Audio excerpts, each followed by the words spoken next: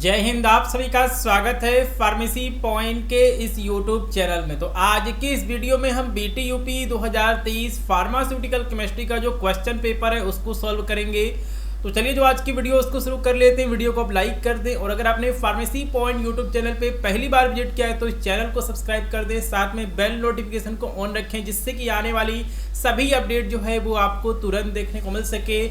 और देखिए 1 अगस्त से फार्मेसी पॉइंट ऐप पे जो है डी फार्मा सेकेंड ईयर की जो क्लासेज हैं वो चलनी शुरू होगी। तो आप फार्मेसी पॉइंट ऐप को डाउनलोड करके कोर्स में भी जो है वो ज्वाइन हो सकते हैं। 1 अगस्त से जो है वो डी फार्मा सेकेंड ईयर के लिए डिटेल से क्लासेज चलनी शुरू हो जाएंगी। ठीक है, तो आज की इस वीडियो में जो है वो हम 2023 का क्वेश्चन पेपर सॉल्व करने वाले हैं। तो देखिए बीटीयूपी में क्वेश्चन पेपर कैसे आता है, तो जो आपका क्वेश्चन पेपर है वो आपका 3 सेक्शन में आता है। जो आपका पहला सेक्शन होता है उसके अंदर टोटल आपसे 7 क्वेश्चन जो है वो पूछे गए होते हैं। उसमें से कोई आपको 6 क्वेश्चन करना होता है। एक क्वेश्चन जो है वो आपका 5 नंबर का होता है। तो जो आपका पार्ट ए है या फिर सेक्शन ए है इसमें जो है आपके मैक्सिमम 30 नंबर बन सकते हैं। ठीक है, तो पार्ट ए या फिर सेक्शन ए में जितने भी क्वेश्चन पूछे जाते हैं वे सभी क्वेश्चन जो है वो 5 नंबर के पूछे जाते हैं। और देखिए अभी क्या है कि अभी क्वेश्चन पेपर बहुत ही ज़्यादा इजी पूछा जाता है।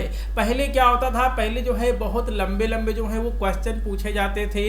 एक क्वेश्चन जो है वो आपका 7 नंबर का हुआ करता था और उसका आंसर आपको 2 से 3 पेज 4 पेज का लिखना होता था। लेकिन अभी क्या है कि बहुत ही जो है ऐसे क्वेश्चन पूछे जाते हैं जिनका जो आंसर है आप 1 लाइन 2 लाइन में जो है वो दे सकते हैं। ऐसे भी जो है वो क्वेश्चन पूछे जाते हैं और साथ में जो है आपसे मल्टीपल चॉइस क्वेश्चन भी जो हैं वो पूछे जाते हैं। ठीक है, फिलहाल जो यहाँ पे पहला क्वेश्चन है हम उसको कर लेते हैं। पहला क्वेश्चन पूछा गया था write a note on limit test. ठीक है, लिमिट टेस्ट पे जो है आपको एक नोट लिखना था। 5 नंबर का ये क्वेश्चन जो है वो पूछा गया था। ठीक है, चलिए तो इस क्वेश्चन को हम कर लेते हैं। तो देखिए लिमिट टेस्ट क्या है, तो limit test is carried out to determine the inorganic impurities present in compound. तो कोई भी कंपाउंड है उसके अंदर अकार्बनिक अशुद्धियां जितनी हैं उनको डिटरमाइन करने के लिए, उनका निर्धारण करने के लिए जो है वो लिमिट टेस्ट किया जाता है। तो हमारे पास जो भी सैंपल है, हमारे पास जो भी कंपाउंड है, हमारे पास जो भी यौगिक है उसके अंदर इनऑर्गेनिक यानी कि अकार्बनिक इम्प्योरिटी कितनी है उसको निर्धारित करने के लिए जो है वो लिमिट टेस्ट किया जाता है। ठीक है, limit test generally limit test are carried out in national cylinder. ठीक है, बहुत इंपॉर्टेंट है और ये चीज़ जो है वो आपसे MCQ में पूछी जा सकती है। और ये चीज़ गवर्नमेंट फार्मासिस्ट एग्जाम में भी जो है वो पूछी गई है कि जो भी आपके लगभग अधिकांश जो आपके लिमिट टेस्ट होते हैं वो किसमें जो है उनको किया जाता है, नेशनल सिलेंडर में किया जाता है। ठीक है, अब देखिए ये आपका 5 नंबर का क्वेश्चन है। तो इसमें हमने आयरन का लिमिट टेस्ट जो है वो हमने इसमें लिख दिया है। ये आपके एग्जाम के लिए भी जो है वो इंपॉर्टेंट है। ठीक है, तो क्या लिखा गया है, limit test for iron depends upon the interaction of thioglycolic acid with iron in the presence of citric acid in ammonical alkaline medium। ठीक है, तो जो आपका आयरन का लिमिट टेस्ट है ये किसके ऊपर डिपेंड करता है, interaction of थायोग्लाइकोलिक acid with iron in the presence of citric acid in ammoniacal alkaline medium. इसके लिए जो है वो क्या चाहिए, अल्कलाइन मीडियम चाहिए, क्षारीय माध्यम चाहिए। ठीक है, चलिए इसके बाद क्या लिखा गया है, this results in the formation of purple coloured ferrous sulphate. ठीक है, पर्पल कलर का जो है वो फेरस सल्फेट सॉल्ट बनता है थायोग्लाइकोलिक एसिड का। यहाँ पे इसकी रिएक्शन दी गई है 2HCH2COOH प्लस फेरस यानी कि Fe+2 और इससे हमको मिलता है Fe ब्रैकेट में SCH2COO का whole twice plus 2 hydrogen ion. ठीक है, अब देखिए थायोग्लाइकोलिक एसिड जो है इसमें काम क्या करता है, थायोग्लाइकोलिक एसिड परफॉर्म 2 फंक्शन। पहला इसका यहाँ पर फंक्शन ये है कि अगर इम्प्योरिटी जो है अगर यहाँ पर फेरिक फॉर्म में प्रेजेंट है, अगर इम्प्योरिटी जो है वो Fe3+ में है तो वो जो है उसको क्या करेगा, Fe2+ में जो है वो उसको क्या कर देगा, रिड्यूस कर देगा। ठीक है, क्या लिखा गया है, रिड्यूसेस लिखा गया, अपचयित कर देगा, it reduces to ferrous form. ठीक है, अगला है it produce purple colour with ferrous iron in the ammoniacal alkaline medium. तो अमोनिकल अल्कलाइन मीडियम में जो है ये क्या करेगा, थायोग्लाइकोलिक एसिड जो है वो आपका फेरस आयन के साथ जो है वो रिएक्शन करेगा, जैसे कि आपको यहाँ पर रिएक्शन में दिख रहा है, और क्या मिलेगा, और आपको मिलेगा पर्पल कलर मिलेगा। ठीक है, इसमें सिट्रिक एसिड का यूज क्यों होता है, बहुत इंपॉर्टेंट है। Citric acid prevent precipitation of iron with ammonia. तो सिट्रिक एसिड जो होता है वो यहाँ पर प्रिसिपिटेशन को रोकता है कि आयरन और जो आपका अमोनिया है उसकी रिएक्शन ना हो। ठीक है, तो इतना जो है हमने यहाँ पर लिमिट टेस्ट लिख दिया है। और अगर आप गवर्नमेंट फार्मासिस्ट एग्जाम की तैयारी कर रहे हैं या फिर अगर आप MCQ भी अगर आप यहाँ पे प्रिपेयर करना चाहते हैं तो आप जो भी टॉपिक पढ़ रहे हैं उसके अंदर जो भी इंपॉर्टेंट पॉइंट्स हैं उनको आप हाईलाइट करना न भूलें। ठीक है, चलिए अब इसके बाद जो है अगला क्वेश्चन हम देख लेते हैं। Right the popular brand name of any 5 of the following. बहुत ही सिंपल सा ये क्वेश्चन पूछा गया था और क्वेश्चन में दिया गया था फ्रूसिमाइड, डोलो, सालबुटामॉल, कोट्रिमोक्साजोल, डायज़ीपाम और क्लोराम्फेनिकोल। ठीक है, अब इनका जो है आपको पॉपुलर ब्रांड नेम लिख देना है। चलिए हम यहाँ पे ब्रांड नेम जो है हम उसको यहाँ पर लिख देते हैं, उसी के आगे हम लिख देते हैं। ठीक है, तो फ्रूसिमाइड का ब्रांड नेम है लैसिक्स फूरोपेड यूरिक्स। ठीक है, डोलो का ब्रांड नेम है कालपाल क्रोसिन। ठीक है, जो आपके यहाँ पर डोलो एंटीबायोटिक होता है, फ्रूसिमाइड जो है वो आपका क्या होता है, डायूरेटिक होता है। ठीक है, और उसके बाद क्या दिया गया, सालबुटामॉल, तो एस्थालिन हो गया, एस्थावेंट इसके ब्रांड नेम है। कोट्रिमोक्साजोल का ब्रांड नेम है सेप्ट्रिन हो गया, ऑरिप्रिमडियस हो गया। डायज़ीपाम का ब्रांड नेम है वैलियम, डियाकाल्म और क्लोराम्फेनिकोल जो कि आपका एक ब्रॉड स्पेक्ट्रम एंटीबायोटिक है, इसका ब्रांड नेम है पैरेक्सिन और रैनफेनिकोल। ठीक है, तो देखिए बहुत ही जो है वो इजी क्वेश्चन अब जो है वो डी फार्मा BTUP में पूछे जा रहे हैं। 1 लाइन में, 2 लाइन में, 3 लाइन में जो है वो आंसर हो जाता है। लेकिन 2020 के पहले जो है इसी सब्जेक्ट में बहुत जो है टफ क्वेश्चन पूछे जाते थे और उनका आंसर जो है आपको 3 से 4 पेज का आपको लिखना होता था। ठीक है, चलिए तो क्वेश्चन नंबर 2 भी हमारा हो गया। अगला क्वेश्चन था right only use of each of the following. ठीक है, तो ये सारे ऑप्शन दिए गए थे, aluminium hydroxide gel, sodium fluoride, hydrogen peroxide, carbon dioxide, ferric ammonium citrate, ये सभी जो है वो ऑप्शन दिए गए थे। और देखिए BTUP 2023 के जो भी क्वेश्चन पेपर हैं आप उनको free of cost pharmacy point app से डाउनलोड कर सकते हैं। ठीक है, तो इसका आंसर जो है वो हमने यहाँ पर लिख दिया है। ठीक है, उसी के सामने हमने उसका आंसर लिख दिया है। एल्युमिनियम हाइड्रोक्साइड जेल जो है ये यूज होता है, यूज ऐसे एंटासिड के रूप में यूज होता है। सोडियम फ्लोराइड जो है वो आपका डेंटल कैरी के ट्रीटमेंट में जो है वो यूज होता है। हाइड्रोजन परऑक्साइड एंटीसेप्टिक के रूप में यूज होता है। कार्बन डाइऑक्साइड जो है ये आपका नेचुरल स्टिमुलेंट होता है, ये हमारे रिस्पायरेटरी सिस्टम को जो है, ठीक है, हमारे रिस्पायरेटरी सेंटर को जो है ये स्टिमुलेट करता है। और साथ में जो इसका यूज है वो कार्बन मोनोऑक्साइड पॉइजनिंग में भी जो है वो किया जाता है। फेरिक अमोनियम सिट्रेट ये आपका हीमेटेनिक होता है और आपका हीमेटेनिक ऐसे एजेंट्स होते हैं जो कि जो है हमारे, ठीक है, हमारे ब्लड के अंदर हीमोग्लोबिन की मात्रा को बढ़ाते हैं और जो इनका प्रयोग है वो आयरन डेफिशिएंसी में किया जाता है, मतलब एनीमिया में किया जाता है। ठीक है, use in the treatment of anaemia caused by iron deficiency. ठीक है, तो बहुत ही इजी जो है वो क्वेश्चन पूछे गए थे, 2 से 3 लाइन में जो है हमने इसका आंसर लिख दिया है। ठीक है, तो इनका जो है बस केवल यूज लिखना था। ठीक है, चलिए अगले क्वेश्चन पे चलते हैं। अगला क्वेश्चन है right a note on dental product. ठीक है, तो डेंटल, ठीक है, डेंटल प्रोडक्ट क्या है, दंत उत्पाद क्या है, तो these are agents that are use for the treatment of dental and oral disorder are known as dental product. ठीक है, तो डेंटल प्रोडक्ट ऐसे पदार्थ हैं या फिर ऐसे एजेंट्स हैं जो कि हमारे दांतों से संबंधित या फिर हमारे मुंह से संबंधित जो भी, ठीक है, जो भी यहाँ पर डिजीज है, बीमारियां, उनके जो है उनके ट्रीटमेंट में या फिर उनके प्रिवेंशन में यूज किए जाते हैं।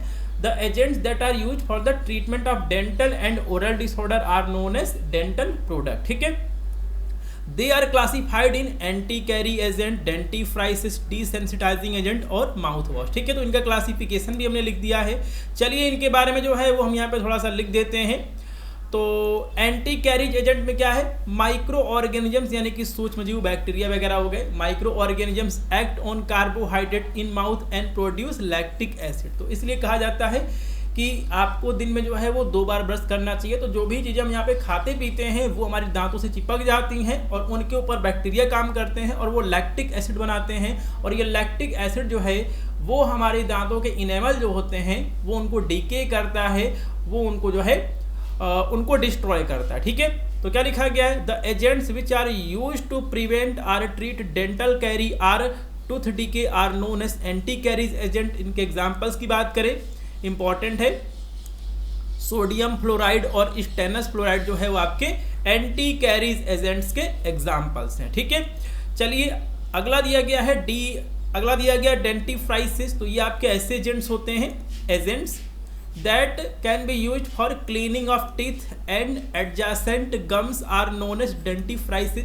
तो ऐसे एजेंट जो कि हमारी दांतों को साफ करते हैं और उसके साथ में हमारे गम्स को साफ करते हैं, उसे हम क्या कहते हैं, डेंटिफ्राइसिस कहते हैं। और इनको जो है applied with the use of finger or toothbrush. तो इनका जो प्रयोग है वो हम यहाँ पे अपनी उंगलियों का इस्तेमाल करके या फिर टूथब्रश का इस्तेमाल करके जो है वो हम कर सकते हैं। ठीक है, इसके एग्जांपल्स की बात करें तो बहुत सारे इसके एग्जांपल्स हैं, आपको जो पसंद आए, calcium carbonate, dibasic calcium phosphate, calcium phosphate, sodium metaphosphate, strontium chloride, pumice, ये सारे जो है वो आपके डेंटिफ्राइसिस के एग्जाम्पल्स है। ठीक है, अगला है डीसेंसिटाइजर। ठीक है, तो देखिए बहुत सारे लोग ऐसे होते हैं कि उनका जो यहाँ पर दांत होता है वो बहुत ज़्यादा हाइपर सेंसिटिव हो जाता है, हाइपर एक्टिव हो जाता है। और अगर कोई यहाँ पे आइसक्रीम वगैरह खाते हैं या फिर कोई यहाँ पे ठंडी चीज़ें लेते हैं तो उनको झंझनाहट महसूस होती है। ठीक है, तो the agents that decrease the hyper sensitivity of tooth. तो ऐसे एजेंट्स जो कि दांत के हाइपर सेंसिटिविटी को कम करते हैं डीसेंसिटाइजर्स कहलाते हैं। एग्जाम्पल्स है स्ट्रोंशियम क्लोराइड और जिंक क्लोराइड। ठीक है, चलिए अब इसके बाद जो है अगला पॉइंट हमारा है माउथ वॉश। ठीक है, माउथ वॉश क्या है, माउथ वॉश, तो बहुत सारे माउथ वॉश आते हैं। दीज आर मेडिकेटेड लिक्विड, ये बेसिकली एंटीसेप्टिक्स होते हैं और इनका जो इस्तेमाल है वो किया जाता है क्लिनजिंग द माउथ, अपने मुंह को जो है वो साफ करने के लिए, ओरल कैविटी को साफ करने के लिए। और इसका एग्जांपल है हाइड्रोजन पेरोक्साइड। ठीक है, हाइड्रोजन पेरोक्साइड जो है वो आपका माउथ वॉश होता है, एंटीसेप्टिक होता है। ठीक है, चलिए अब इसके बाद जो है आपका अगला क्वेश्चन दिया गया था कि right the chemical structure of any two of the following. ठीक है, तो यहाँ पे टोटल 3 ऑप्शन दिए गए थे और इसमें से जो है आपको 2 का जो है वो आपको केमिकल स्ट्रक्चर ड्रॉ करना था। ठीक है, चलिए हम यहाँ पर एस्प्रिन का जो है वो हम यहाँ पर स्ट्रक्चर ड्रॉ कर देते हैं। तो सबसे पहले आपको एक बेंजीन रिंग बनाना पड़ेगा। बेंजीन रिंग जो है वो हम यहाँ पे बना लेंगे, बेंजीन रिंग हमारा बन जाएगा। इसके बाद जो है आपका हो जाएगा OCOCH3 और यहाँ हो जाएगा COOH, कार्बोक्सिलिक ग्रुप आपको लगा देना है। ये जो है आपका एस्प्रिन का स्ट्रक्चर बन गया है। मैं यहाँ पे लिख देता हूँ एस्प्रिन। ठीक है, एस्प्रिन हो गया। उसके बाद हमारा सल्फासीटामाइड। ठीक है, तो देखिए सल्फासीटामाइड क्या है, एक आपका सल्फोनामाइड है। और जो भी आपका सल्फोनामाइड होता है उसका बेसिक स्ट्रक्चर जो है वो आपको पता होना चाहिए। अगर आपको बेसिक स्ट्रक्चर पता है तो बस उसमें आप केवल बस ग्रुप चेंज कर दीजिए और जो है वो आपका जो यहाँ पर सल्फोनामाइड है वो आपका चेंज हो जाएगा। ठीक है, NH2, फिर एक आपका यहाँ पर बेंजीन रिंग आएगा। ठीक है, SO2 NHR। ठीक है, ये जो है ये आपका सल्फोनामाइड का ये आपका बेसिक स्ट्रक्चर होता है। बस इसमें जो है आपको केवल R को जो है बस आपको यहाँ पर चेंज करना होगा और आपको अलग अलग आपको सल्फोनामाइड मिल जाएगा।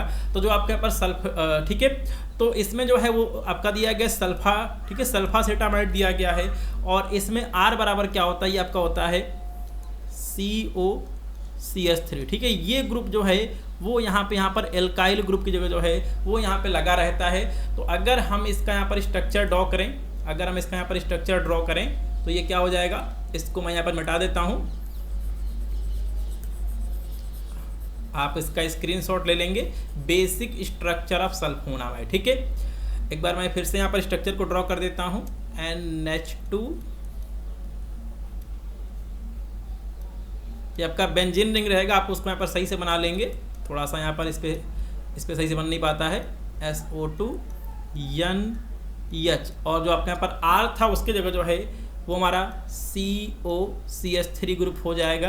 तो ये जो है हमारा सल्फासीटामाइड का स्ट्रक्चर। ठीक है, हमारा क्या है, सल्फासीटामाइड का जो है ये आपका स्ट्रक्चर है और ये आपका एस्प्रिन का स्ट्रक्चर है। मतलब एक क्वेश्चन जो है वो आपका यहाँ पर 2.5 नंबर का था, ये वाला भी जो है आपका यहाँ पर 2.5 नंबर का था। ठीक है, तो ये भी क्वेश्चन जो है वो हमारा सॉल्व हो चुका है। ठीक है, चलिए इसके बाद हम चलते हैं अगले क्वेश्चन पे।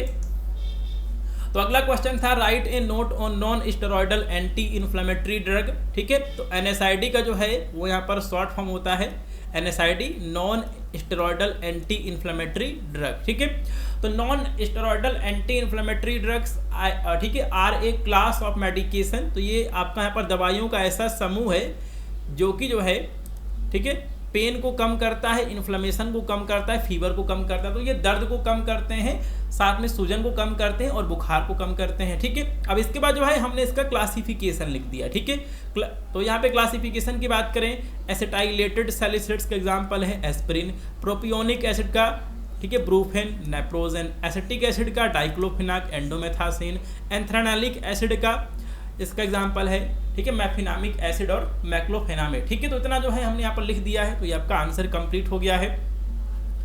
चलिए इसके बाद हम चलते हैं अगले क्वेश्चन पे। अगला क्वेश्चन था right the storage condition of any two of the following. ठीक है, तो क्वेश्चन में दिया गया था इंसुलिन, हाइड्रोजन, ठीक है, हाइड्रोजन पेरोक्साइड और ऑक्सीजन। तो तीनों का जो है वो हमने स्टोरेज कंडीशन जो है वो हमने लिख दिया है। सबसे पहले हम यहाँ पर इंसुलिन के बारे में डिस्कस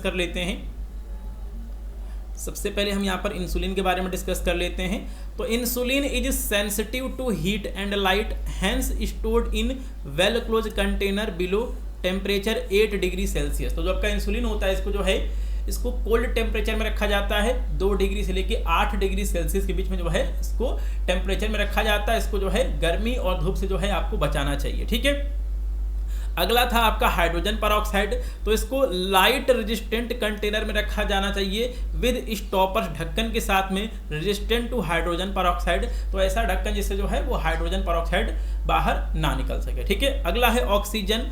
तो ऑक्सीजन जो है, the oxygen should be store in a cylinder, the, ठीक है, और जो इसके पास सिलेंडर होता है इसका कलर इंपॉर्टेंट है। ठीक है, the oxygen should store in a cylinder, the shoulder of cylinder is painted white. ठीक है, तो जो भी आपके यहाँ पर ऑक्सीजन सिलेंडर होता है, जो उसका यहाँ पर ऊपर वाला हिस्सा होता है, शोल्डर जो होता है वो आपका क्या होना चाहिए, वाइट होना चाहिए। और बाकी का जो आपके यहाँ पर सिलेंडर का हिस्सा है, रिमेनिंग जो है वो आपका ब्लैक जो है, ठीक है, ब्लैक कलर का पेंट किया जाना चाहिए। ठीक है, और क्या लिखा गया है, तो लिखा गया कि A cylinder should be stored in a cool area which is free from inflammable nature। ठीक है, तो आपको पता है कि जो आपके पास ऑक्सीजन है इसमें आग पकड़ती है बहुत तेजी से, तो इसको जो है ठंडी जगह पे रखना है और हमें ऐसी जगह पे रखना है जहाँ पे जो है कोई भी ज्वलनशील पदार्थ ना हो। ठीक है, तो इस तरह जो है ये टोटल 7 क्वेश्चन जो हैं इनका सॉल्यूशन हमने कर लिया है, जो कि आपसे पार्ट ए में पूछे गए थे। और इसके बाद की जो क्लास चलेगी हम उसमें उन सभी क्वेश्चंस को करेंगे जो कि पार्ट बी में पूछे गए थे। तो आज की इस क्लास में इतना ही, मिलते हैं अगली क्लास में। जय हिंद।